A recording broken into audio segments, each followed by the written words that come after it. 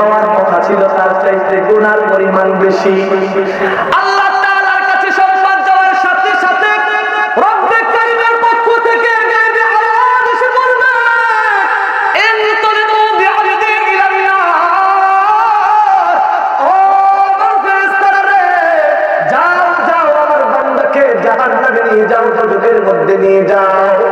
এই সংবাদ যখন ওই গুনাহগার যুবক শুনবে, গুনাহগার বান্দার কাছে আসবে, গুনাহগার বান্দা এমন ভাবে চিৎকার করতে শুরু করবে আর ডাক দিয়ে বলবে,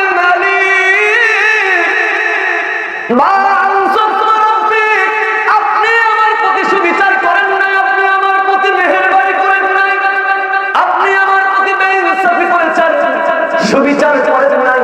আল্লাহ তাআলা ফেরেশতাদেরকে ডাক দিয়ে বলবে, ফেরেশতারা আমার বান্দা কি বুঝাতে চায়, আমি আমার বান্দার প্রতি কি বেইনসাফি করেছি, কি এমন অবিচার করেছি। আল্লাহ তাআলা জানবে, জানার পরও কিন্তু ফেরেশতাদের মাধ্যমে জানার চেষ্টা করবে, ডাক দিয়ে বলবে, আমি কি এমন সুবিচার করি নাই, কি এমন তার প্রতি বেবিচার করেছি বলো। ইন্নাল হামদালিল্লাহি নাহমাদুহু ওয়া নাস্তাঈনুহু ওয়া নাস্তাগফিরুহু ওয়া নু'মিনু বিহি ওয়া নাতাওয়াক্কালু আলাইহি ওয়া নাউযু বিল্লাহি মিন শুরুরি আনফুসিনা ওয়া মিন সাইয়্যাতি আ'মালিনা মান ইয়াহদিহিল্লাহু ফালা মুদিল্লা লাহু ওয়া মান ইউদ্লিলহু ফালা হাদিয়া লাহু ওয়া নাশহাদু আল্লা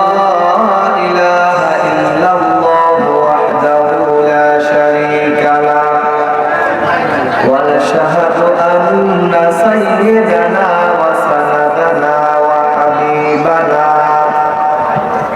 ومولانا محمدا عبده ورسوله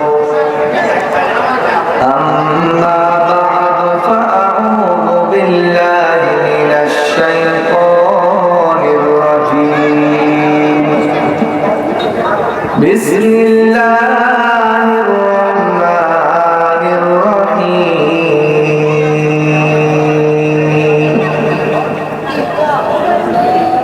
يا أيها الذين آمنوا ادخلوا في السلم كافة ولا تتبعوا خطوات الشيطان إنه لكم عدو مبين.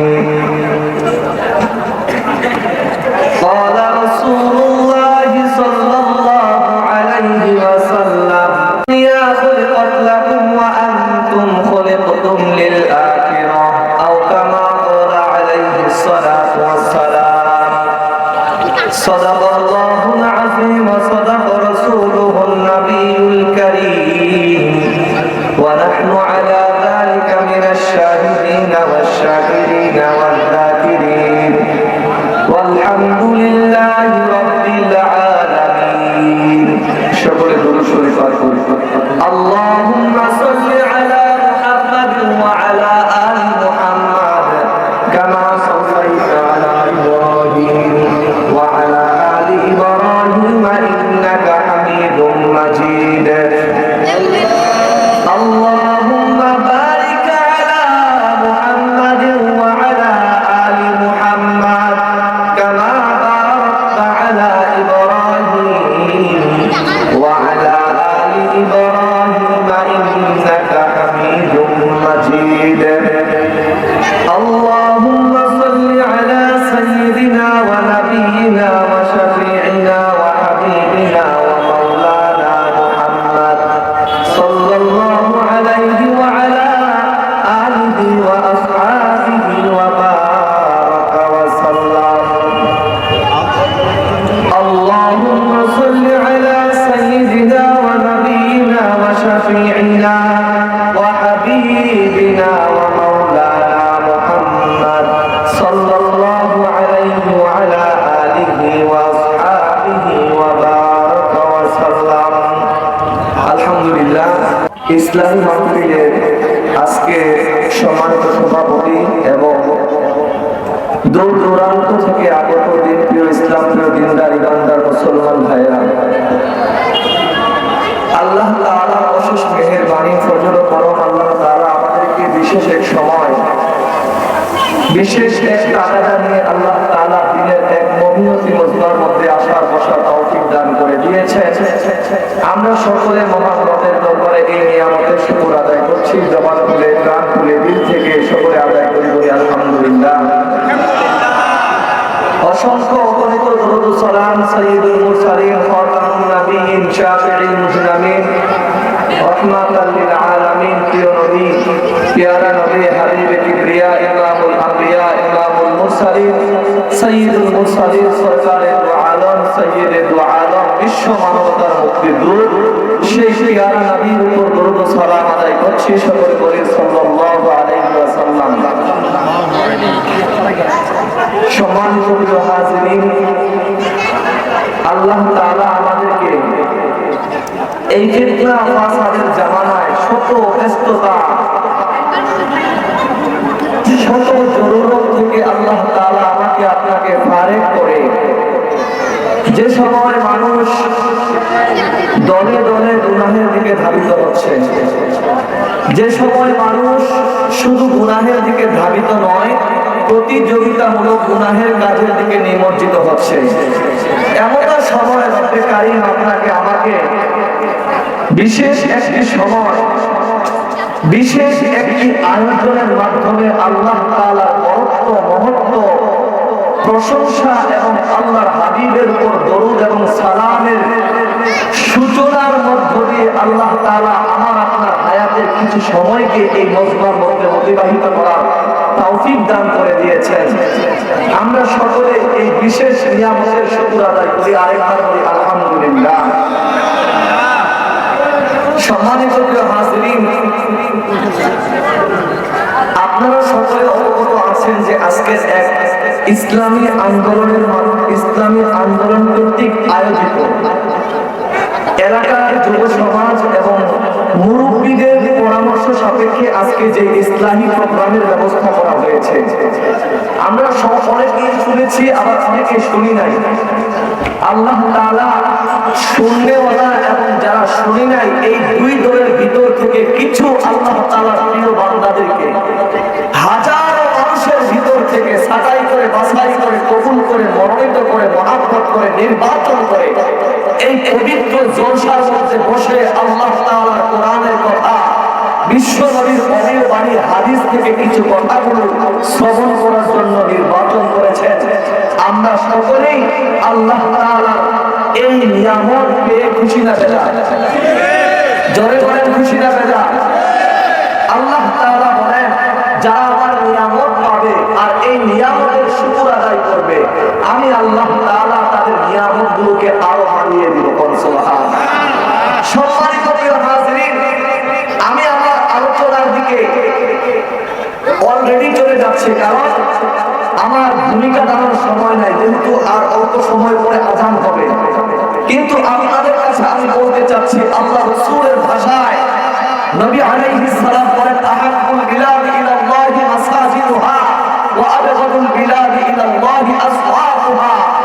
নবী আলাইহিস সালাম বলেন, পয়গম্বর আরবী রাহমাতাল লিল আলামিন বিশ্ব নবী দাবিতে বলেন, হে দুনিয়ার মানুষ, আমার উম্মতের দল শোনো, দুনিয়ার মধ্যে সর্বশ্রেষ্ঠ জায়গা হলো আল্লাহ তাআলার ঘর। তারপরে হলো যে জায়গার মধ্যে আল্লাহর কোরআনের কথা রাসূলুল্লাহ সাল্লাল্লাহু আলাইহি ওয়াসাল্লামের দুরূদের আয়োজন করা হয়, রাসূলের উপর দরুদের জন্য মজমার আয়োজন করা হয়, ওই মজমাটা হলো দুনিয়ার মধ্যে সর্বশ্রেষ্ঠ মজমা। সুবহানাল্লাহ। কিন্তু আল্লাহ তাআলা আমাকে আপনাকে বাজার ওই হাদিসের এক অংশ হলো আল্লাহ রাসূল সাল্লাল্লাহু আলাইহি ওয়াসাল্লাম বলেছেন দুনিয়ার সবচেয়ে নিকৃষ্টতম জায়গা হলো বাজার। আল্লাহ তাআলা বাজারের এক জায়গাকে নির্বাচন করেছেন দুনিয়ার শ্রেষ্ঠ জায়গা হিসাবে। সুবহানাল্লাহ।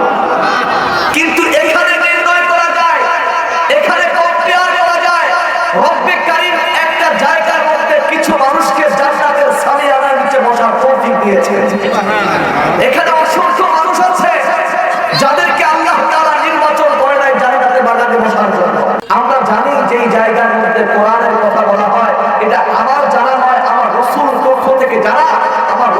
বলছেন ওই জায়গাটা জান্নাতের বাগান। এই জান্নাতের বাগানে আল্লাহ তাআলা অসংখ্য মানুষের মাঝ থেকে, একটু চিন্তা করেন, আমরা যারা এখানে বসছি, নির্দ্বিধায় নিঃসংকোচে এক কথায় বলতে পারি আল্লাহ তাআলা এই মুহূর্তে আমাদেরকে যে নিয়ামত দান করেছেন, সেই নিয়ামত হতে পারে বেঙ্গুপাড়ার বাজারের একটা অংশ, কিন্তু নয়, এটা এমন একটা জায়গা রাসূলের পরিভাষায় নবী আলাইহিস সালাম আরবি বলেছেন এটা হলো জান্নাতের বাগান। এই জান্নাতের বাগানের ফুটন্ত ফুল হিসেবে রব্বে কারীম আমাদেরকে এই মুহূর্তে নির্বাচন করেছে। সুবহানাল্লাহ। সম্মানিত প্রিয় হাজিরিন, অনেকে বসতে চায়, বসতে পারবে না, অনেকে আসতে চাইছে, আসতে পারবে না, আসছে আবার বসার মতো যোগ্যতা নাই, ক্ষমতা নাই, আল্লাহ তাআলা পছন্দ করে নাই, নির্বাচন করেন। কথা বলে ঠিক কিনা? এই জন্য সম্মানিত প্রিয় হাজিরিন, আমরা এই মুহূর্তে জান্নাতের বাগানের মধ্যে বসতে পেরেছি। অনেকের মধ্যে প্রশ্ন আসতে পারে, হুজুর এটা কেমন করে জান্নাতের বাগান, এটা কেমন করে জান্নাতের বাগান হবে? আমি বলবো এটা এমন করে জান্নাতের বাগান যেমন ভাবে আমার রাসূল তোমাদেরকে জানিয়ে দিয়েছে। দুনিয়ার মধ্যে সবচেয়ে উত্তম জায়গা, দুনিয়ার মধ্যে শ্রেষ্ঠ জায়গা, দুনিয়ার মধ্যে জান্নাতের পরিবেশ, ওই জায়গার মধ্যে আল্লাহ তাআলা বলেছেন ও দুনিয়ার মানুষ শুনো, যেই জায়গার মধ্যে কুরআনুল কারীমের আলোচনা হবে, যেই জায়গার মধ্যে বিশ্ব নবীর উপর দরুদ ও সালাম পাঠ করা হবে, ওইটা দুনিয়ার জায়গা হলেও সাধারণ জায়গা নয়, সাধারণ জায়গা নয়, এটা এমন একটা জায়গা, যে জায়গার মধ্যে বসলে চতুর্দিক থেকে আল্লাহ তাআলা নিষ্পাপ ফেরেশতাদের বেষ্টনীর মধ্যে থাকে।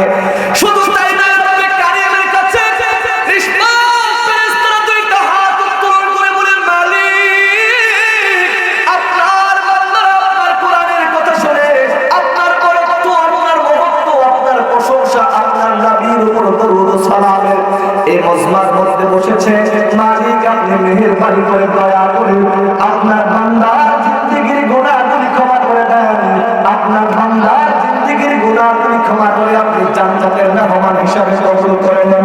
সুবহানাল্লাহ। সম্মানিত প্রিয় হাজিরিন, আজকের প্রোগ্রামটা হতে পারে অতি নগণ্য, কিন্তু রব্বে কারীমের কাছে অতি নগণ্য নয়, এত নগণ্য নয়। আল্লাহ তাআলা ডাক দিয়ে বলেন, দুনিয়ার মানুষ তোমাদের সামনে যখন কুরআনুল কারীমের তিলাওয়াত করা হবে, যখন কুরআনুল কারীম থেকে কোরআনের আয়াতের বিশ্লেষণ করা হবে, তাফসীর করা হবে, ওই মজমার মধ্যে যদি বসো, তোমরা তোমার সৌন্দর্যতা রক্ষা করবে। কেমন করে সৌন্দর্যতা রক্ষা করবে? ওই কোরআনের কথাগুলো সুন্দর করে শ্রবণ করবে, চুপ থাকবে। আর যদি চুপ করে মনোযোগ সহকারে কোরআনের আয়াতগুলো শ্রবণ করো, আমি আল্লাহ তোমার জন্য আসমানের রহমত নাযিল করব। সুবহানাল্লাহ। আল্লাহ তাআলা পবিত্র কুরআনুল কারীমের সূরাতুল আরাফের 204 নম্বরটা কোট করে নির্বাচন করে জানিয়ে দেন, तमाम পৃথিবীর মানুষরা তোমাদের সামনে যখন কুরআনুল কারীমের তিলাওয়াত হবে, ওই তিলাওয়াত গুলো, ওই আলোচনাগুলো এমন ভাবে শ্রবণ করো, এমন ভাবে চুপ থাকো। আল্লাহ তাআলা বলেন, ওয়া ইযা কুরিআল কুরআনু ফাসতামিউ লাহু ওয়া আনসিতু লাআল্লাকুম তুরহামুন। আল্লাহ তাআলা বলতেছেন, যে সমস্ত আমার প্রিয় বান্দারা, আল্লাহর বান্দারা কুরআনুল কারীমের কথাগুলো মনোযোগ দিয়ে শ্রবণ করবে, অতঃপর চুপ থাকবে, রব্বে কারীম আল্লাহ তাআলা তাদের জন্য আল্লাহ রহমত নাযিল করবে। সুবহানাল্লাহ। সম্মানিত প্রিয় হাজিরিন, এই মজমাটা হতে পারে আমার আপনার চোখে, আমার আপনার কাছে অতি ছোট, কিন্তু রব্বে কারীমের কাছে অনেক বড়। কথা বলেন ঠিক কিনা? আল্লাহ তাআলা এই মজমার সবার জন্য নির্বাচন করে নাই। যদি কেউ বলে এই মজমা আল্লাহ তাআলা সবার জন্য নির্বাচন করেছে, ভুল। না, আল্লাহ তাআলা হাদিসে কুদসির মধ্যে বলেন, আল্লাহ তাআলা বলেন, কিয়ামতের দিন যদি আমরা আল্লাহ তাআলার কাছে কোনো কিছু আমরা আল্লাহর কাছে পেশ করতে না পারি, রব্বে কারীম যদি বলে যে বান্দা ইখলাস দিয়ে বেঙ্গুপাড়া বাজারের মধ্যে, বেঙ্গুপাড়া ওই বেঙ্গুকারী বাজারের এক ছোট্ট মজমা ছিল, ওই মজমার মধ্যে বসেছিলে, আমি আল্লাহ তাআলা তোমার ইখলাস, আমার বসাটাকে আমি আল্লাহ তাআলা বড় পছন্দ হয়েছিল, আর তুমি আজমতের সাথে তোমরা একনিষ্ঠ সাথে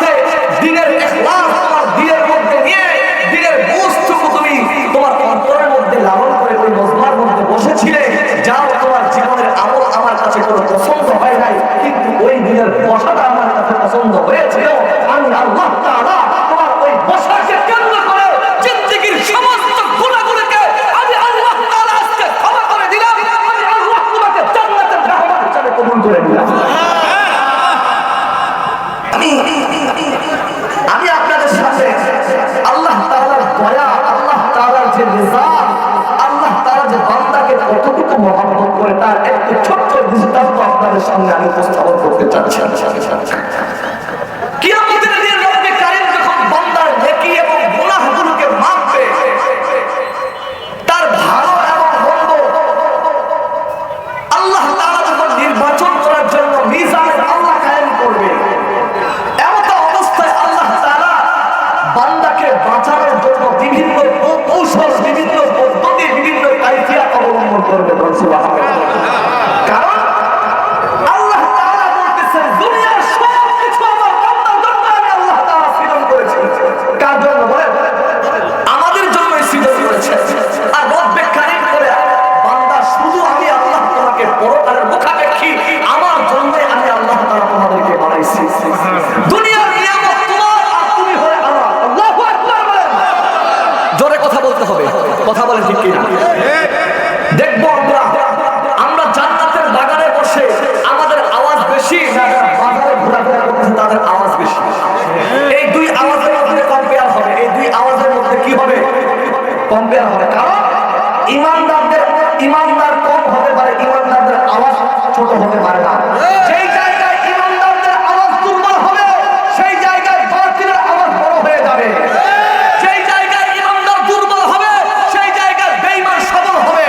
যেই জায়গায় ইমানদারদের ইমানের কথা, কোরআনের কথা ছোট হবে সেই জায়গায় বেঈমানদের, নাস্তিকদের মন্দ কথা, কোরআন বিরোধী কথা, নাস্তিকদের কথা উঁচু হয়ে যাবে। কথা বলেন ঠিক কিনা? এই জন্য বেঈমানরা আল্লাহু আকবারের তাকবীর শোনার সাথে সাথে বেঈমানদের কলম সংকুচিত হয়ে যায়, বেঈমানদের দিলটা ছোট হয়ে যায়।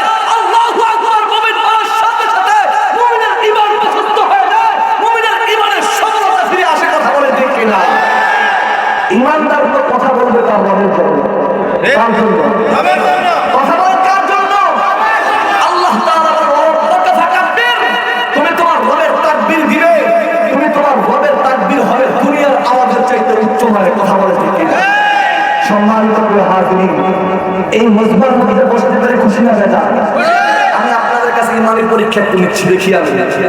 আমি আমার আলোচনায় যাওয়ার পূর্বে আমি যে বললাম যে আল্লাহ তাআলা জান্নাতে যাওয়ার পূর্বে আমাদেরকে বিভিন্ন কায়ফিয়াত পদ্ধতি অবলম্বন করে আমাদেরকে জান্নাতের মেহমান করবে। সুবহানাল্লাহ। এই কথা বলার পূর্বে আমি আপনাদের ইমানের পরীক্ষা দিতে যাচ্ছি। আমরা এই মজমার মধ্যে বসে খুশি লাগে না? তাহলে আমরা তাকবীর শুনতে চাই। নারায়ে তাকবীর। এই আওয়াজ চলবে নাকি বলেন? এমন আওয়াজ দিবেন বাজারে কোন শব্দ হবে, মানুষ বলবে কি হচ্ছে।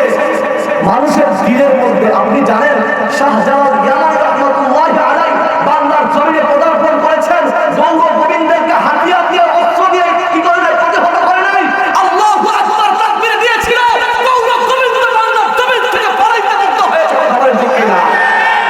আমাদের হাতিয়ার, আমাদের অস্ত্র, আমাদের বিপ্লবের একমাত্র মাধ্যম হলো আল্লাহু আকবার। আল্লাহু আকবারের মাধ্যমে তালেবানরা আফগানিস্তান থেকে ওই লাল কুত্তার বাহিনী, ওই লাল কুত্তার বাহিনী ওই আমেরিকাকে পালাইতে বাধ্য করেছে। কথা বলেন ঠিক কিনা? রাশিয়াকে পালাইতে বাধ্য করেছে। সেই আল্লাহু আকবার তাকবীর ধরি বাংলার জমিনে আবার উঠবে, বেঈমানরা পালাইতে রাস্তা খুঁজে পাবে না। কথা বলেন ঠিক কিনা? সম্মানিত হাজিরিন, ওই ইমানি ধৈর্য মনোবল শক্তি আমাদের থাকতে হবে। না হলে বেঈমানদের কাছে মুসলমানদের আওয়াজকে দুর্বল ভাবা যাবে না। বেঈমানরা বলবে মুসলমান দুর্বল, আমরা বলবো আমরা শক্তিতে দুর্বল হতে পারি, ইমানের দিক থেকে দুর্বল না। আমরা দেখিয়েছি বদরের প্রান্তরে 313 জন দিয়ে বদরের প্রান্তে মুসলমানদের প্রথম যুদ্ধকে আমরা বিজয় করেছি। কথা বলে ঠিক কিনা? আমরা শক্তিতে দুর্বল হতে পারি, আমরা অস্ত্র না থাকতে পারে, কিন্তু আমাদের এমন এক পাওয়ার, এত বোমা আছে যে বোমার নাম হল আল্লাহু আকবার। আমাদের যে ইমানি শক্তির নাম হল আল্লাহু আকবার। কোন মুমিন কখনো দুর্বল মনে করতে পারে না। আল্লাহ তাআলা বলেছেন, ও দুনিয়ার মানুষ, দুনিয়ার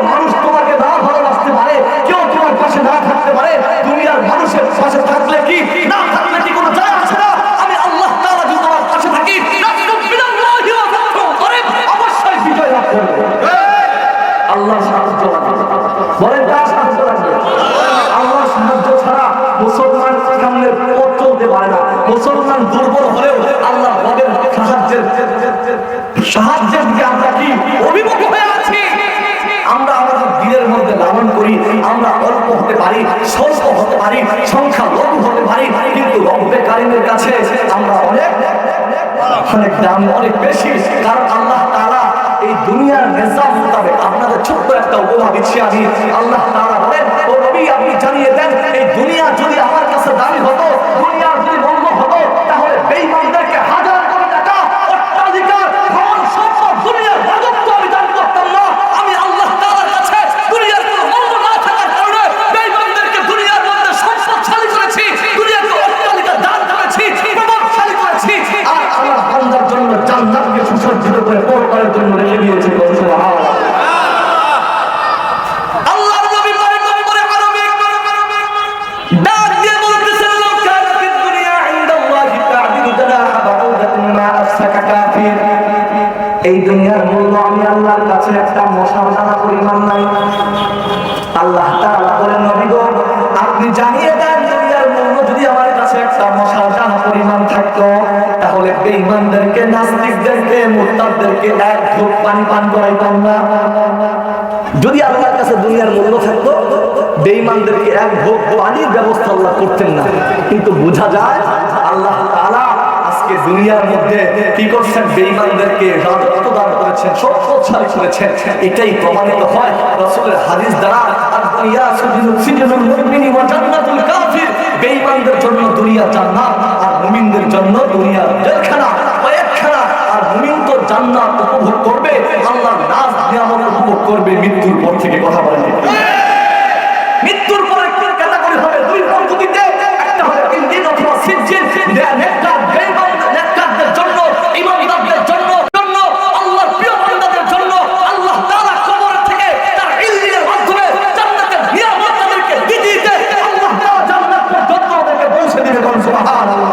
আর বেঈমানরা আছে, নাস্তিকরা আছে, খুদাদ্রোহীরা আছে, রাসূলের দুশমনরা আছে, তাদের জন্য কবরের জিন্দেগি থেকে শুরু কবরের জিন্দেগি নয়, দুনিয়ার জিন্দেগি থেকে শুরু হবে কিয়ামত হাসর পর্যন্ত এবং জাহান্নাম পর্যন্ত শাস্তির ব্যবস্থা আল্লাহ তাআলা তৈরি করে রেখেছে। কথা বলেন আলহামদুলিল্লাহ। এই আল্লাহু আকবার শুধু কেন্দ্র বিশিষ্ট জায়গার মধ্যে হবে না। এই আল্লাহু আকবার, আল্লাহর প্রতি আমার বড়ত্ব, মহত্ব, প্রশংসা, আল্লাহর প্রতি আমি দুর্বল, এই কথা শুধু ওয়াজ মাহফিল, মসজিদ, মাদ্রাসায় হবে না। মসজিদ, মাদ্রাসায় যেমন ঈমানি শক্তি বৃদ্ধি হয়, প্রত্যেকটা জায়গায়, প্রত্যেকটা গ্রামে, প্রত্যেকটা পাড়ায় পাড়ায়, প্রত্যেকটা জায়গার মধ্যে আল্লাহু আকবার দুর্গ তুলতে হবে। কথা বলেন ঠিক কিনা? তাহলে বেঈমানরা আল্লাহ তাআলা বরত্ব নিয়ে, রাসূলের আদর্শ নিয়ে, রাসূলের সম্মান নিয়ে, চরিত্র নিয়ে কথা বলার দুঃসাহস দেখাতে পারবে না। কথা বলেন ঠিক কিনা? সম্মানিত প্রিয় হাজিরিন, আল্লাহ তাআলা হয়তোবা ছোট মাহফিল, হয়তোবা এই মজমাটা ছোট, কিন্তু আল্লাহ তাআলা ছোট মজমার মধ্যে আল্লাহ তাআলা আমাদেরকে বিশেষ এক নিয়ামত দান করেছেন, যেই নিয়ামতের নাম হলো আল্লাহ তাআলা জান্নাতের বাগানে বসার তৌফিক দিয়েছে। সুবহানাল্লাহ। আমি বলতেছিলাম রব্বে কারীম কিয়ামতের দিন বান্দাকে জাহান্নাম থেকে পরিত্রাণের জন্য, জাহান্নাম থেকে বাঁচানোর জন্য বিভিন্ন কৌশল অবলম্বন করবেন, বিভিন্ন পদ্ধতি অবলম্বন করবেন। শুধু তাই নয়, রব্বে কারীম কিয়ামতের দিন বলবে, ও আমার ফেরেশতারা, আমার বান্দার আমলনামাগুলোকে কি করো? মাপার ব্যবস্থা করো। আল্লাহ তাআলার আদেশ মোতাবেক ফেরেশতারা মিজানের পাল্লা কায়েম করবে। ওই সময় রব্বে কারীম বান্দার আমলনামাগুলো যখন মাপা হবে, রব্বে কারীমের কাছে ফেরেশতারা বলবে, মালিক আপনার বান্দার আমলের চাইতে গুনাহ বেশি করেছে, আপনার বান্দার নেকের চাইতে গুনাহের পাল্লা বেশি ভারী হয়েছে। কি হয়েছে বলেন? আল্লাহ তাআলা কিয়ামতের দিন যখন মিজানের পাল্লা কায়েম করবে, একটু মনোযোগ দেন, আমার দিকে একটু দেখেন। সেদিন রব্বে কারীমের কাছে ফেরেশতারা বলবে, আল্লাহ আপনার বান্দার নেকির চাইতে গুনাহ বেশি। বলেন কি? গুনাহ বেশি। তখন আল্লাহ তাআলার পক্ষ থেকে এক আওয়াজ আসবে, ইন তারিউ বিআবদি ইলান নার। ও আমার ফেরেশতারা, কথা বলে কোথায় নিয়ে যাওয়া হচ্ছে? এই জাহান্নামের খবর যখন শুনবে, আমি বলতেছিলাম রব্বে কারীম কিয়ামতের ময়দানে যখন মিজানের পাল্লা কায়েম করবেন, এমন সময় ফেরেশতারা ডাক দিয়ে বলবে, মালিক আপনার বান্দার কাছ থেকে যতটুকু নেকি পাওয়ার কথা ছিল তার চাইতে গুনার পরিমাণ বেশি। আল্লাহ তাআলার কাছে সংবাদ যাওয়ার সাথে সাথে রব্বে কারীমের পক্ষ থেকে গায়বে আওয়াজ এসে বলবে, ইনতালিকু বিআবদি ইলাল্লাহ, ও আমার ফেরেশতারা রে, যাও যাও আমার বান্দাকে জাহান্নামে নিয়ে যাও, দুজকের মধ্যে নিয়ে যাও। এই সংবাদ যখন ওই গুনাহগার যুবক শুনবে, গুনাহগার বান্দার কাছে আসবে, গুনাহগার বান্দা এমন ভাবে চিৎকার করতে শুরু করবে আর ডাক দিয়ে বলবে,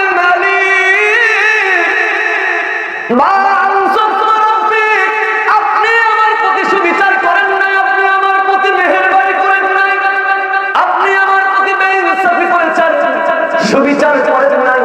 আল্লাহ তাআলা ফেরেশতাদেরকে ডাক দিয়ে বলবে, ফেরেশতারা আমার বান্দা কি বুঝাতে চায়, আমি আমার বান্দার প্রতি কি বেইনসাফি করেছি, কি এমন অবিচার করেছি। আল্লাহ তাআলা জানবে, জানার পরও কিন্তু ফেরেশতাদের মাধ্যমে জানার চেষ্টা করবে, ডাক দিয়ে বলবে, আমি কি এমন সুবিচার করি নাই, কি এমন তার প্রতি বেবিচার করেছি বলো। আল্লাহ তাআলার কাছে এই কথা শোনার সাথে সাথে ওই বান্দা ডাক দিয়ে বলবে, আল্লাহ, আল্লাহু আকবার, ডাক দিয়ে বলবে, আল্লাহ আপনি আমার প্রতি সুবিচার করেন নাই, কিভাবে করেন নাই? আল্লাহ তাআলা তখন বলবে, ইন্নাল্লাহা ইয়াগফিরু যুনুবা জামিআ, ও রব আপনি তো বলেছিলেন আমার সমস্ত গুনাহ আপনি মাফ করে দিবেন, সুবহানাল্লাহ। ফেরেশতার কথার মোতাবেক ওই যুবক ডাক দিয়ে বলবে, ও আল্লাহ কিয়ামতের দিন আমি যখন দুনিয়ার মধ্যে ছিলাম, দুনিয়ার মধ্যে শুনেছিলাম আপনি রহমান নাম প্রয়োগ করবেন, আপনার রহিম নাম প্রয়োগ করবেন, আপনার গফুর নাম প্রয়োগ করবেন। ও রব্বে কারীম আপনার রহমান নামের রহম দিয়ে, আপনার রহিম নামের দয়া দিয়ে, আপনার গফুর নামের ক্ষমা দিয়ে আজকে এই কঠিন মুসিবতের দিন যদি আপনি আমাকে মাফ না করে দেন, তাহলে আপনার রহমান নাম কখন প্রয়োগ করবেন? আল্লাহু আকবার।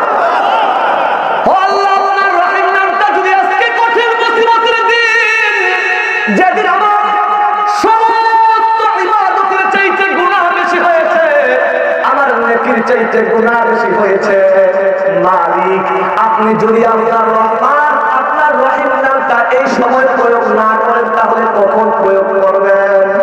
আল্লাহ তাআলার কাছে আরো বলবেন, মালিক আপনার নাম তো গফুর। উলামায়ে কেরামরা বলেছে, কোরআনের মধ্যে হাদিসের মধ্যে অসংখ্য আয়াত এবং হাদিসের মধ্যে আপনি গফুর ব্যবহার করেছেন।